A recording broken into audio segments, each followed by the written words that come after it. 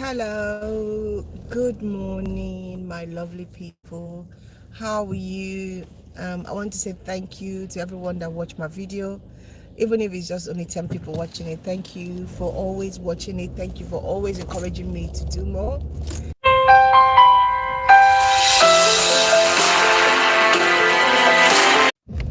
How this life is cruel, how it's useless and it's worthless, okay? And it got me thinking, you know what, yeah? This is the life of many Africans in Obodoyibo. That guy's life, what happened to that guy is not a one-off story. It's not something you say, oh, it just happens. No. I'm not gonna say I used to be like that. I used to, like, want to walk, thinking about, working, getting 2 jobs. I'll finish this one, I'll go to the next one. Oh my God, it takes the blood out of you. So I do my morning job, then in the afternoon I'll start my evening job, going to houses to go and clean and everything. I was doing all sorts of job. Do you understand? And then when you are doing this, you are sending money back home. Do you understand? Because you're not actually doing it to enjoy the money in Obodoyibo. You are doing it because there are issues for you to solve back home. I'm not saying it's not okay. It's okay to, to send money home if you have it. But the question now is, all those things without a time for yourself, not talking about your health. There are health implications. There are, you just can't, the body is made in such a way that you must rest. You have to rest. You will wake up in the morning, you do your to send money to Nigeria or Africa, because it doesn't happen. It's not only Nigerians that does that. I mean, it's a general thing with Africans, okay? They need to send back money home. And if they don't send back money home, it's as if that they are wasting their life in Obodoyibo. They're not, doing anything. People start abusing them. What are they doing in Obodoyibo? And you know what? Because of stereotype, because of what people are saying, we kill ourselves. See this young guy. He's not even old. He hasn't even gotten to 60. He worked himself so much, sent the money home, and now he's dead. You know what, people, the funny bit about this is that life continues for those people. Life continues for those people that have been there telling him every month, uncle, I need this. The kind of list that African people send. The kind of list is like they know when we are being paid. They even know your salary when it's coming in. As it's landing, they are sending that their uncle, my house. Oh my God. Even people that you don't know. Let's even talk about your immediate family, your brothers and sisters. Yeah? So the point is, if you have, you can give. But do they even ask if you have? Is that this expectation that you must give is your right to give. You not give birth to them. You're not the one that gave birth to them, crying out loud.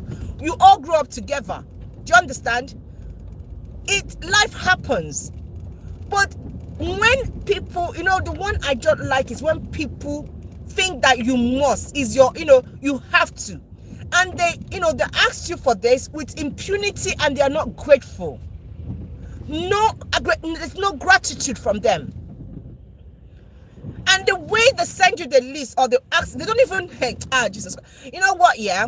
Let me tell you something. If you live in Obodoyibo, if you live abroad, don't kill yourself for African people. Please, don't kill yourself. When you die, life continues for them. They will still have those problems. They will still have those house rent to pay, school fees to pay. My mother is in the hospital, and they come up with so many lies that sometimes I'm like, what? Do they really think that we don't have problems? Do they really think that we don't have issues? Do they know how much for my house rent monthly? Do you know how much I pay? I pay close to 800,000 every month for my house rent. I don't push coke. I'm just an ordinary civil servant working. So I could remember when I stopped doing second job. I refused to do second job. I refused. When I was doing my teaching when I was doing my teacher's course, it was so stressful. And I would wake up at 5:30. I would travel with my little son. We go far down to North London from south to north every day. I'll come back. So one day I was having a conversation with a Nigerian person, and the girl was like, this is your teaching that you are doing, this is your course that you're doing, and what is your second job? I was like, what? I am telling you that I'm stressed out. I'm telling you that I can't even stand. I cannot even walk. I come back, I'm so tired with the course, with the travel, with the childcare and everything. And you are telling me what is my second job? I said, oh, so your duty is to monitor all my jobs, yeah? So that I'll be sending money. I stopped. I said, what is this? What is it? You don't see your family, you don't see your children, you don't know how they are growing up. At the end of the day, you let the streets to train your children. Because that's what happens. The street trains your children if you're not there for them. You don't know who their friends are. They don't have that conversation with you. Weekend, you're out there hustling. You left your children with a child man. They don't know who the child mender is. All for what? To do what? To send money back to Nigerians or African people? No, get sense. You really need to get sense. This man is dead. He's dead. He's dead. He's not coming back again. And the worst part is this. Let's get it clear. Yeah? People that are working themselves up, you work 20 jobs, sending money back to Africa to build a house. That house that you are building, you will never go into it. Some of us, we will never sleep in that house for a day. Even when you decide to, there's so many things that happen and you're like, oh my God. I can remember one time, I was always being told how I should go and buy a house, I should go and buy a plot of land, I should go and build a foundation. I'm like, what? Build what? Foundation by what? And who told you guys I'm coming back? I'm gone. I've moved on. I have a child in the UK. My son is not coming back anyway. His roots now, he's already established in the UK. Let's get the point. There's no way I'm going to uproot my son and send him back to Nigeria to go and live. He's not living there anymore. He wasn't born there. He's not going back. He's going to marry in the UK. He's going to die here. He can visit, but he's not going to live there. So who am I building a house for in Nigeria? Because tell me, who am I building a house for? For you lot? So people should try and get some sense. Why are you overworking yourself? Why are you wasting your time instead of enjoying your life? Have time. Take your children abroad. Have holidays. Live in a good house. Why are you living? You live in a council house. You don't have your own mortgage, but you are busy building house in Africa. Yeah, for someone else to go and occupy when you die, because your children are not going to go back to that house. They will never live in that house. Now this man is dead. He's gone because of stress, because he's thinking about Africa. We need to get sense. All of us that live abroad, help the ones you can help. Help the way you can. If they don't appreciate you, to hell with them. That is all I'm going to say. To hell with them. Okay? This life is only lived once. You cannot kill yourself for people. You cannot. Draw a line to what you can do for people. Don't stress yourself. I used to have a friend. This guy does 3 jobs, 5 days a week. He doesn't sleep. He lives on Red Bull. That's what he lives on. He will drink and drink because he was saving money. He needs to do this. He needs to build this. He needs to do this. His mothers are calling. I'm like, what? Hey. Oh my God. Don't let African people kill you before your time. Don't let them kill you before your time. This guy is just gone, 6 feet under, and all we can see is a burial. That's all we can see. Gone.